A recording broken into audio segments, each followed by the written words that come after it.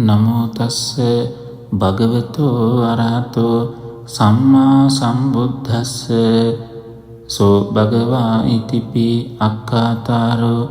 ඒ භාග්‍යවත් බුදුරජාණන් වහන්සේ මෙසේද අක්ඛාතාරෝ නම් වනසේක. භාග්‍යවත් බුදුරජාණන් වහන්සේට මේ අක්ඛාතාරෝ යන නාමය ලැබුණු ආකාරය අපිට පැහැදිලිව දැනගන්නට ලැබෙන එක්තරා තැනක් තමයි ධම්මපද පාළියේහි සඳහන් වෙන භාග්‍යතුන් වහන්සේ දේශනා කරන්නට යෙදුණු ගාථා පදයක්. එයින් පැහැදිලි කරගන්නට පුළුවන්කම ලැබෙන කාරණාව මේ විදිහයි.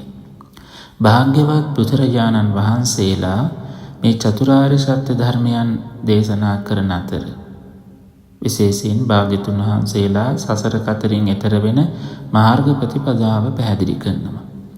ඒ මාර්ග ප්‍රතිපදාවේ ගමන් කොට සසරෙන් එතර විය යුතු වන්නේ ඒ සසරෙන් එතර වීම බලාපොරොත්තු වෙන්නා පුද්ගලයා. ඒ අනුව අපිට පැහැදිලි කරගන්නට පුළුවන්කම ලැබෙන්නේ භාග්‍යවත් බුදුරජාණන් වහන්සේ මග පැහැදිලි කොට දේශනා කරන උතුමන් වහන්සේ වන බැවින්, මග කියා දෙන බැවින් භාග්‍යවත් බුදුරජාණන් වහන්සේලා අක්ඛාතාරෝ නම් වන බවයි. සාදු සාදු.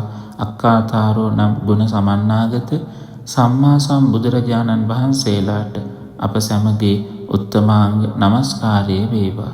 සම්බුදු ගුණ සුවඳින් සමසිත සුවපත් වේවා. සාදු සාදු සාදු.